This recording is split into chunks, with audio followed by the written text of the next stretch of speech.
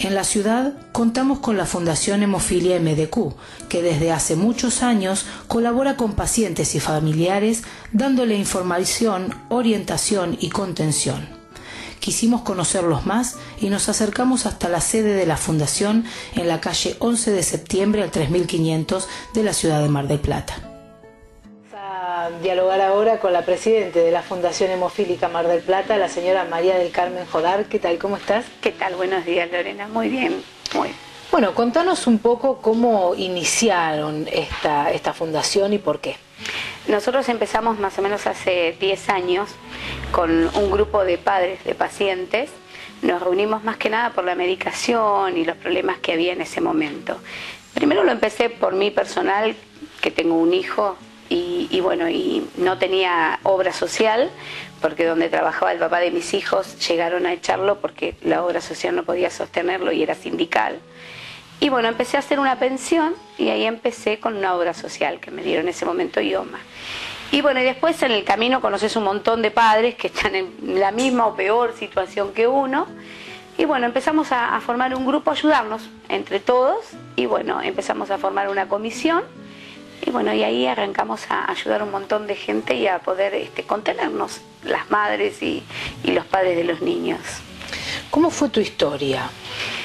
Bueno, mi historia, yo tengo un tío que tiene 60 años, que tiene hemofilia, un hermano de mi mamá. La enfermedad es así, la mujer lo transmite y el hombre lo padece. Nosotros somos portadoras de hemofilia. Un hermano de mi mamá, 60 años, antiguamente no había medicación. Mis recuerdos es que mi mamá fundó el banco de sangre en Balcarce, porque la única forma de salvar la vida de su hijo era con dadores de sangre. Claro. Entonces fundó el banco de sangre en Balcarce. Entonces él ya tenía su listita de personas que tenían el mismo grupo que su hijo, como para poder ayudarlo en urgencia, para mantener vivo a su hijo, ¿no? Y después salió el crío precipitado y después recién el factor 8. La hemofilia es una enfermedad genética recesiva que impide la buena coagulación de la sangre. Está relacionada con el cromosoma X y existen 3 tipos, A, B y C. No hay en la actualidad ningún tratamiento curativo disponible y lo único que se puede hacer es corregir la tendencia hemorrágica administrando por vía endovenosa el factor de coagulación que falta.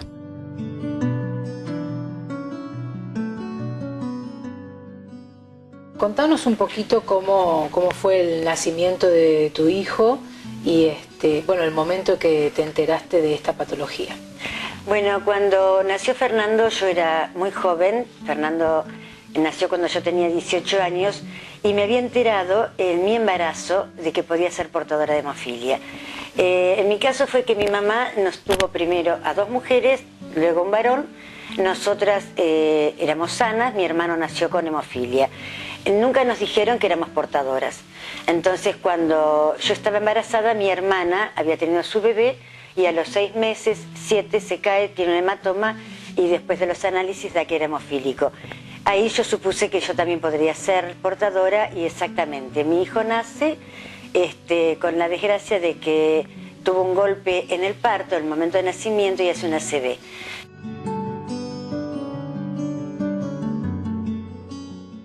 Lo llevé inmediatamente a Buenos Aires, a la Fundación de la Hemofilia, y ahí le dieron inmediatamente el diagnóstico de hemofilia severa. Eso fue donde yo me encuentro con la hemofilia y bueno, y con una ACV en el momento, ¿no? O sea que fue bastante fuerte. Para mí vivirlo como madre y como adolescente prácticamente a los 18 años y empezar a encarar una vida muy distinta, porque ser madre de un hemofílico no es muy simple. Tenés que aprender muchas cosas en la vida, tenés que prepararte para ser una persona capacitada para enfrentar las cosas más fuertes que pueden suceder. Caídas, cuando el nene empieza a gatear, cuando el nene empieza a caminar, te caes 1000 veces cuando empiezas a caminar. Entonces vivís pendiente de tu hijo y vas psicológicamente envolviéndolo en una burbuja en donde después te cuesta mucho salir y darle la libertad. Los estudios más antiguos datan del siglo II después de Cristo, cuando rabinos judíos se dieron cuenta de que algunos niños varones, cuando se les practicaba la circuncisión, sangraban mucho. Los primeros años de Fernando fueron muy difíciles, porque en las escuelas no lo aceptaban, lo mandaban, lo atendían en el antiguo Serenil, porque el ACV lo dejó con una hemiplegia. Entonces el doctor Arendar, para evitar golpes en rodillas o atrofias en sus rodillas y caderas, le ponían aparatos ortopédicos. Cuando iba al jardín de infantes o cuando iba a la escuela primaria no lo aceptaban, lo mandaban a escuelas diferenciadas o lugares especiales, y eso iba marcando una discriminación en mi hijo. Una era la parte escolar, la parte social y la parte de juegos, porque hay juegos que ellos no podían hacer. Seguro. Todo era tratado con sangre, no había otra cosa, eran transfusiones de sangre directa, que siempre se daban a través de sus familiares, padres o tíos, hasta que cuando él tiene 11 años aparece el factor 8, que eso fue el panaceas para la vida de Fernando. Los rabinos descubrieron que estos problemas solo ocurrían en ciertas familias, por lo que hicieron nuevos reglamentos para ayudar a estos niños que sangraban. El rabino Yudan declaró que un niño que tuviese hermanos mayores con problemas de sangrado no tenía que ser circuncidado. Y el rabino Simón Gamaldiel impidió que un niño fuese circuncidado porque los hijos de las 3 hermanas de la madre se habrían desangrado hasta morir.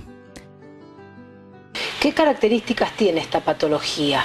¿De qué se trata la hemofilia específicamente? Dentro de la cadena de coagulación que tiene el ser humano son 13 eslabones. En el caso de la hemofilia A se pierde el eslabón 8 y en el caso de la hemofilia B se pierde el eslabón 9. Entonces lo que produce es una hemorragia, pero se producen las hematomas en las articulaciones. Si no es que un paciente con hemofilia se va a morir desangrado, no. La única diferencia entre un paciente normal y un paciente con hemofilia es que sangra más tiempo, ¿no? Pero no es que sangra más cantidad, sino más tiempo. Cuesta la coagulación. Con el tema de la medicación se inyecta en venas y devuelve la coagulación normal durante 8 horas. Es decir, un paciente inyectándose tiene 8 horas de una persona normal. ¿Qué pasa con los niños que no son tratados a tiempo? En el caso de los niños es cuando se empiezan a hacer las atrofias en las articulaciones. ¿Por qué son atrofias? Porque cuando la hematoma se hace en la articulación se solidifica porque duele y no se disuelve. Entonces se van atrofiando las articulaciones, sean codos, caderas, rodillas. En el caso de lo que es hemofílico, más las rodillas, los tobillos se atrofian mucho. Y los codos. La mayoría de los pacientes mayores de 30 y pico años ya tienen los brazos así, no logran esto, quedan así. Y lo mismo las rodillas. ¿Esta patología tiene una detección temprana? Entre los 6 meses y 8 meses de vida tiene la coagulación normal o la coagulación de la madre. Por lo tanto, hasta después de los 6 meses no se le puede hacer un diagnóstico a un niño. Después de los 6 meses sí ya se empieza a diagnosticar. En general, si es severa, se diagnostica de 6 a 8 meses, ya está. Porque se empiezan con las pequeñas hematomas en el abdomen, del andador o de la sillita. El leve golpe ya le hace hematomas. Y en el caso de las hemofilias moderadas o leves, no. Son de más grande. Y las leves, ¿sabes cuándo generalmente se descubre? Cuando se van a sacar una muela. Claro. La mayoría de los hemofílicos con moderada o severa se descubren de grandes.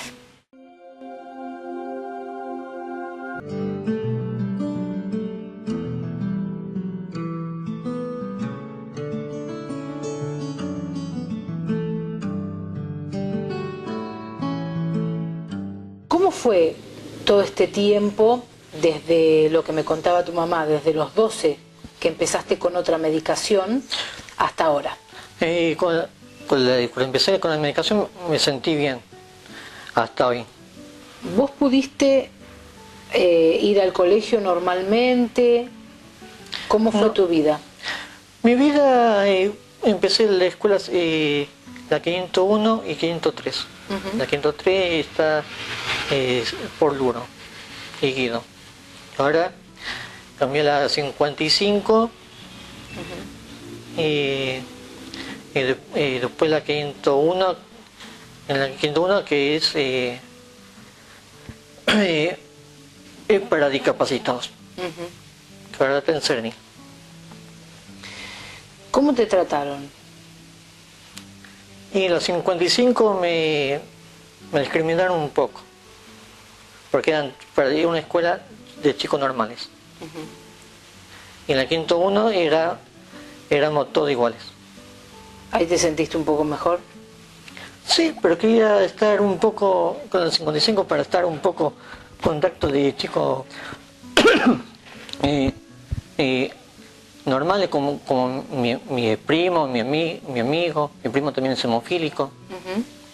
Vos tenés un montón de amigos, eso es bueno. Sí. Sos una persona que tiene un montón de amigos. Ahí recuperás un poco... Fui a los Boy Scouts, empecé a los 16 años, terminé a los 33. Hiciste todo. Sí. Y ahí me hice más amigos que terminé como dirigente. Existen enormes expectativas de tratamiento mediante terapia genética, que consiste en una introducción de genes en células determinadas del paciente que sean capaces de combinarse con el material genético existente, aportando la información que falta para fabricar la proteína deficitaria causante de la enfermedad. Vamos a conocer ahora a Nelson Jodar, él es secretario de la Fundación Hemofilia Mar del Plata. ¿Cómo estás? Muy bien. Estos camping que se hacen, me imagino bueno que tu charla es con los jóvenes, particularmente que siempre se reúnen, ¿no? Sí. Son pares. ¿Qué se habla respecto de la discriminación? ¿Cómo se sienten? Y hay muchos chicos que se sienten aislados porque en los colegios no lo dejan hacer muchas actividades como jugar al fútbol, jugar al básquet, practicar vóley. Entonces practican deportes que son más livianos, como natación, tenis, se diferencian y muchos chicos no eligen esas cosas, entonces como que se sienten aislados. La idea es lograr que en los colegios se preste más atención también en la parte de educación física con los chicos. Claro, que sea algo más integral. Más integral. Hay muchos chicos que es difícil, los hacen correr mucho tiempo y ellos no pueden hacer esfuerzos físicos. Entonces... Hay detalles que tiene que intervenir por ahí con un médico, con sí. Cuáles son las cosas que puede hacer y cuáles no, ¿no? Claro, lo que hacemos con respecto es brindar la información a los directivos de las escuelas con la charla de la hematóloga y información correspondiente para que quede para los profesores y los mismos padres de los chicos que son compañeros. Seguro. Para que se conozcan y lo puedan ayudar.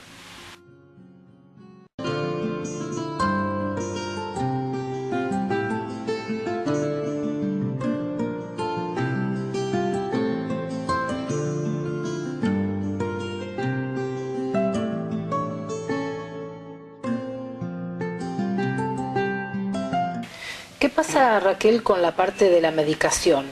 Me comentaban fuera de cámara que es bien costosa. Es muy costosa. Yo no tengo en este momento muy claro cuánto es el precio porque a mí me la está dando la Mutual. Yo tuve que hacer recurso de amparo para obtener la medicación de mi hijo porque faltaba, no se le hacía tratamiento profiláctico. El tratamiento profiláctico significa que le tenés que dar día por medio una dosis para que pueda seguir manteniendo sus articulaciones sanas sin sangrado. Entonces vas manteniendo el factor 8 estabilizado. No me lo reconocían porque él ya había pasado los 18 años, pero él es un chico con hemiplegia. Tuvo un problema de cadera muy fuerte, salió su cadera del lugar, hubo que hacer un trasplante de reemplazo total de cadera. Entonces, a partir de eso, con un recurso de amparo, pude obtener internaciones y factor 8. porque también está el problema de las internaciones. No te los internan ni te los operan en cualquier lugar.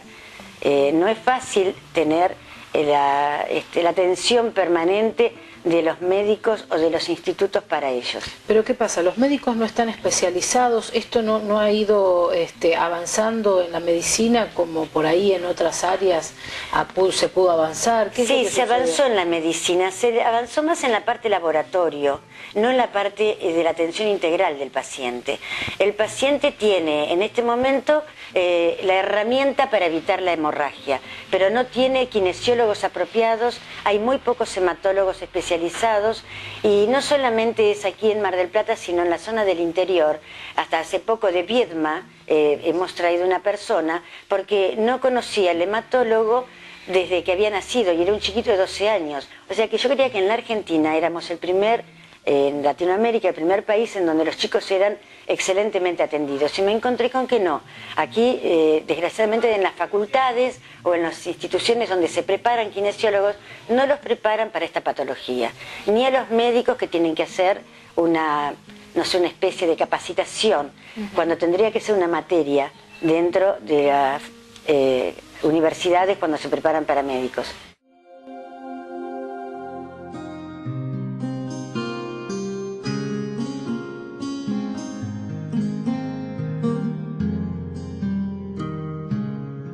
Contame cómo es, hablando de la parte de discriminación, cómo es la parte laboral para el hemofílico.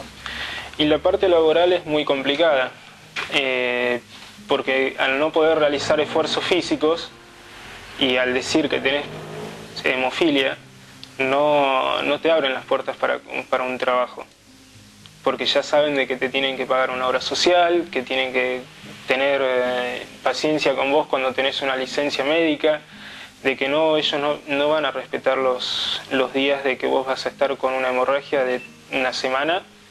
Entonces se complica. Hay pacientes que no tienen trabajo, hay pacientes que trabajan en negro, hay pacientes que no tienen obra social directamente. ¿Y hay un rango de edades? Por ejemplo, ustedes conocen pacientes, estábamos hablando de niños, pero también de 30 y algo de años, ¿no? Y tenemos pacientes de hasta 50 años, 55 años, que están sin trabajo y que no tienen obra social.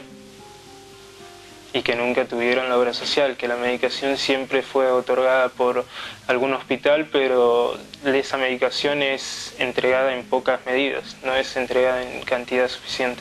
María del Carmen, cuando ustedes empezaron con esto, ¿qué año era más o menos? Y hace 7 que tenemos personalidad jurídica, y 10 más o menos, ponele en el 2003 que hayamos empezado a reunirnos recién, y hace 7 que somos entidad. ¿Qué fueron logrando en todo este tiempo?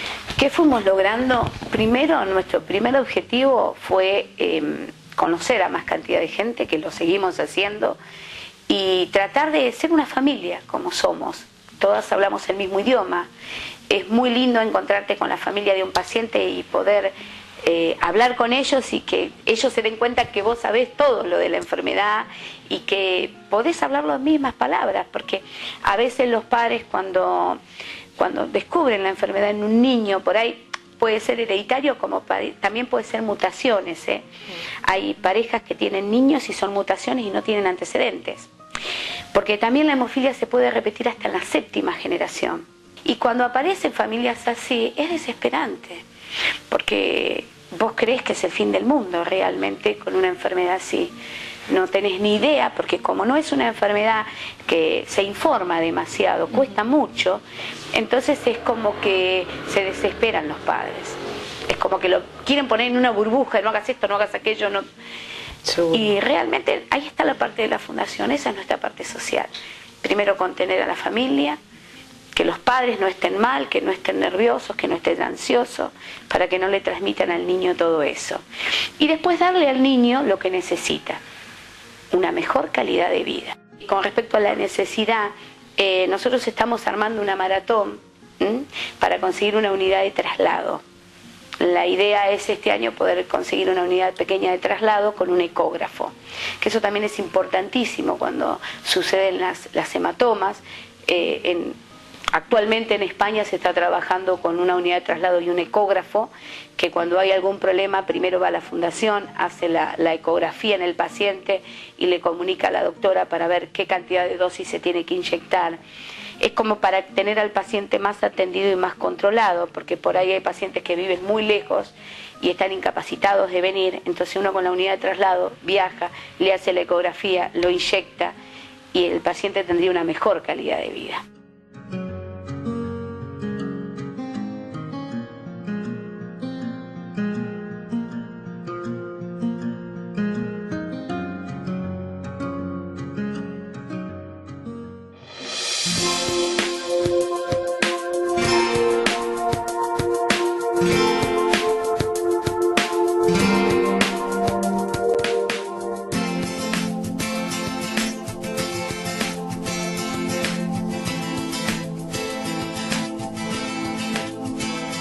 Como que lo quieren poner en una burbuja, no hagas esto, no hagas aquello, no.